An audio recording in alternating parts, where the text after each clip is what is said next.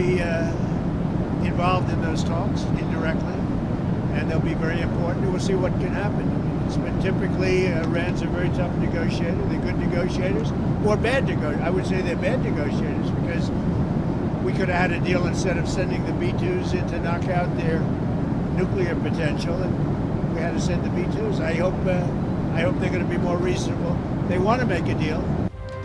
Iran America से अमन मुआहदा करना चाहता है। सदर ट्रंप का दावा, कहा ईरान मुज़ाकरात में बिलवास्ता तौर पर शामिल रहेगा। तैयारे में सहाफ़ियों से गुफ्तगू में कहा, हालिया बातचीत से ईरान खराब मुज़ाकरातकार साबित हुए हैं। उम्मीद है आइंदा मुज़ाकरात में माकूल रवैया इख्तियार करेगा। गजा पीस बोर्ड में बेहतरीन रहनुमा शामिल हैं। गजा पीस बोर्ड अक़वाम मुत्तहिदा के ताउन से काम करेगा।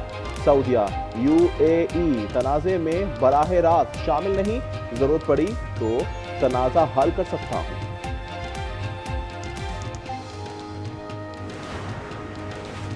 ईरान और अमेरिका के दरमियान दिलवास्ता मुज़ाकरात का दूसरा दौर आज जिनेवा में शुरू होगा। ईरानी वज़ीर ख़ारजा अब्बास अराग़ची जिनेवा पहुँच गए। नायब वज़ीर ख़ारजा ने कहा, अमेरिका पाबंदियाँ ख़त्म करे तो समझौते पर गौर के लिए तैयार है। वज़ीर आज़म शहबाज शरीफ वस्ती लंदन में अपनी रिहाइश पर पहुँच गए। वज़ीर आज़म बरतानिया में 2 रोज़ क़याम के बाद अमेरिका रवाना होंगे। अमेरिका में गजा अमन बोर्ड की मीटिंग में शिरकत करेंगे।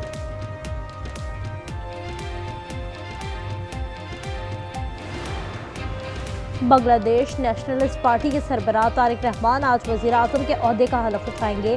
BNP इत्तेहाद ने आम इंतखाबात में 212 नशस्तें जीती थीं। हलफ बर्दारी की तकरीब में पाकिस्तान की नुमाइंदगी वफाकी वज़ीर एहसन इकबाल करेंगे।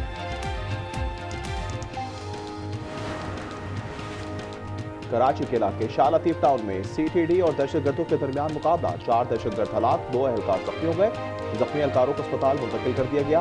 हलाक दहशतगर्दों में जलील, नियाज और हमदान शामिल। एक की शनाख्त जारी। बम डिस्पोजल स्क्वाड ने बारूदी मवाद, IEDs, डेटोनेटर्स नाकारा बना दिए। मजीद तफ्तीश जारी।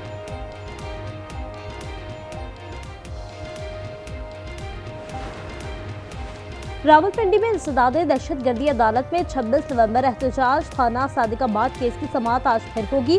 केस की समाअत जज अमजद अली शाह करेंगे। अलीमा खान वकील फैसल मलिक के हमरा पेश होंगी। मुकदमे में अब तक 16 गवाहान के बयानात पर वकील सफाई जरा मुकम्मल कर चुके हैं। ना कोई डील है ना कोई ढील है। कोर्ट्स में मामलात हैं, कोर्ट्स की कन्विक्शन है।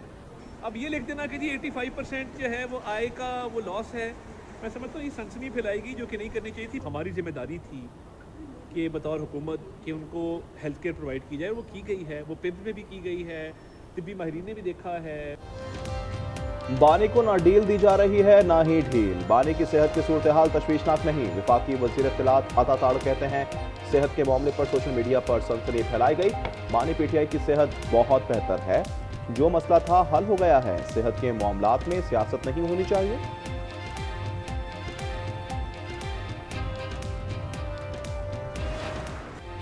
बानी की दाएं आंख की बिनाई इलाज के बाद 70% बहाल हो चुकी है। बाईं आंख की बिनाई 6/6 है। हुकूमत के मेडिकल बोर्ड के मुताबिक दोनों आंखों का अगला हिस्सा नॉर्मल और कॉर्निया साफ था।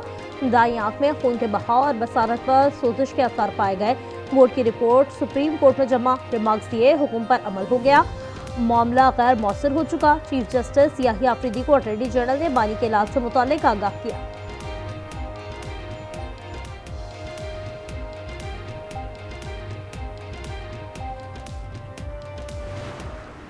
दो डॉक्टर्स से बात की। आखिरी दफ़ा उन्होंने कल दोपहर को खान साहब को देखा। खान साहब की तबीयत बहुत बेहतर है पहले से और उनकी आंख भी इम्प्रूव हुई है। अफसोस है कि मैं ना तो इस बात की तस्दीक कर सकता हूँ और ना ही तरदीद। ये इसलिए है क्योंकि मैंने खान साहब से को खुद नहीं देखा।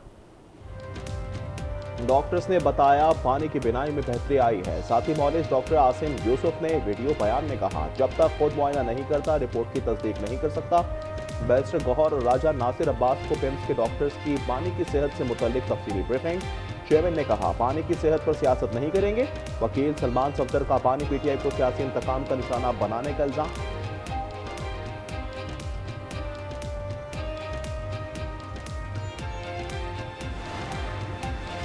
बानी की एक आंख 6/6 है। ऐनक लगाकर दूसरी आंख की बिनाई 70% तक ठीक है।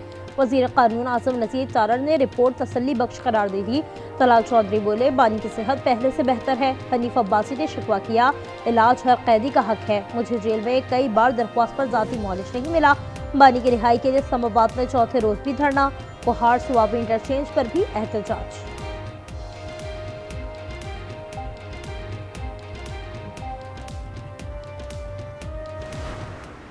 मेरे वालिद जेल में थे तो मेरी वालदा को कैंसर हो गया। मेरी वालदा की बीमारी का इतना मजाक बनाया गया और ये कहा गया कि वो तो बीमार ही नहीं है, ये सब ड्रामा है। आज तक ना मैंने कभी सोचा कि इसका एसी उतरवा दूं, उसका खाना बंद कर दूं। अच्छा खाना खाता है तो मरियम नवाज शरीफ को खुशी है, मुझे कोई प्रॉब्लम नहीं है इससे। मेरे वालिदैन की बीमारी का मजाक उड़ाया गया, कहा गया ये बीमारी नहीं ड्रामा है। मरियम नवाज के लफ्जी वार बोली, एक शख्स धमकियां देता था, उनके एसी निकाल दूंगा। पंजाब हुकूमत ने कभी नहीं कहा बानी को खाना ना दो, वो जो दिल चाहे खाएं। बानी मुल्क से भागने वाले नहीं, मुल्क में ही रहेंगे। Program news inside with Aamir दिया में सलमान अकरम राजा ने कहा, मुतालबा है बानी का इलाज शिफा में कराया जाए।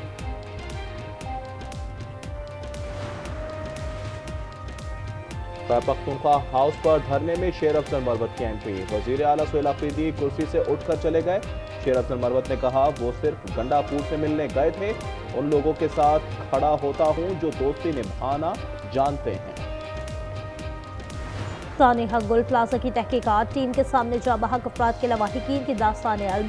खवातीन ज़ारो कतार रोती रहीं। 23 मुतासरीन ने बताया, गुल प्लाजा में लगी आग बुझाने के लिए सिर्फ एक गाड़ी थी। पहले दिन पानी भी नहीं था, तमाम दरवाजे बंद, सिर्फ मस्जिद वाला दरवाजा खुला था। फायर ब्रिगेड के पास पानी ना था और डीजल, इसका इंतजाम हमने किया। फायर ब्रिगेड सिर्फ दीवारों पर पानी मारता रहा। पूरी जिम्मेदारी सिंध हुकूमत पर आती है। हुकूमत ने हमारे बच्चों का कत्ल किया।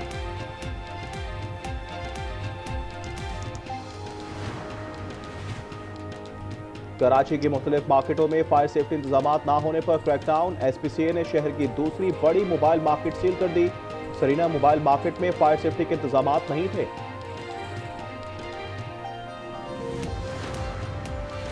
कराची शारा कायदीन पर हैवी ट्रैफिक ने एक और जान ले ली। नूरानी होटल के करीब तेज रफ्तार ट्रक की टक्कर से मोटरसाइकिल सवार जाबहक शख्स की फौरी शनाख्त न हो सकी। ट्रक ड्राइवर गिरफ्तार। इस्लामाबाद के इलाके ब्लू एरिया में बैंक डकैती, डाकू 4 मिनट में 40 लाख रुपए लूट कर फरार। पुलिस ने वाकये की तहकीकात शुरू कर दी।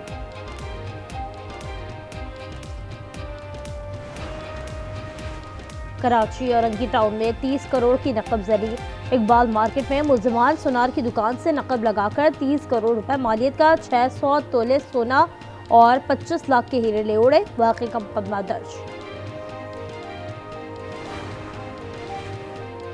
सोलर सार्फिन के लिए अच्छी खबर। नेपरा का पुराने सोलर सार्फिन के लिए नेट मीटरिंग पॉलिसी बरकरार रखने का फैसला। तरमीमी नोटिफिकेशन में कहा, मौजूदा सार्फिन को नेट बिलिंग के बजाय नेट मीटरिंग की सहूलत बदस्तूर हासिल रहेगी। 7 साल मुआहदा और बाय बैक रेट में कोई तब्दीली नहीं की गई। T20 वर्ल्ड कप में लंकन टाइगर्स ने कैंगरूज को दबोच लिया। 182 का हदफ श्रीलंका ने 2 विकेटों पर हासिल किया। सुपर 8 मरहले में जगह भी पक्की कर ली।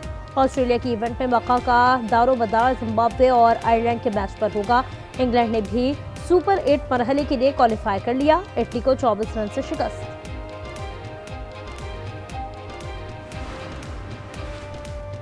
खराब परफॉर्मेंस पर सजा। भारत से आसान शिकस्त खाने वाली सलमान 11 में अगले मैच में औकात उछालने का इम्कान। नामीबिया के खिलाफ बोध के मैच में बाबर और शाहीन ड्रॉप हो सकते हैं। ख्वाजा नाफी, नसीम शाह और सलमान मिर्जा को चांस मिल सकता है। और बलूचिस्तान में मगरिबी हवाओं के डेरे। कोयटा, मस्कूंग और लोरालाई समेत कई शहरों में हल्की बारिश और ज़ालाबारी। खैबर पख्तूनख्वा के जुनूबी अजला में आज तक गरज चमक के साथ बरसात, ओले गिरने की पेशगोई। कराची में आज तेज बारिश का इम्कान। महकमा मौसमियात के मुताबिक हैदराबाद, दादू, ठट्टा, लड़काना, जैकबाबाद और खैरपुर में भी बरसात मुतवक्के है।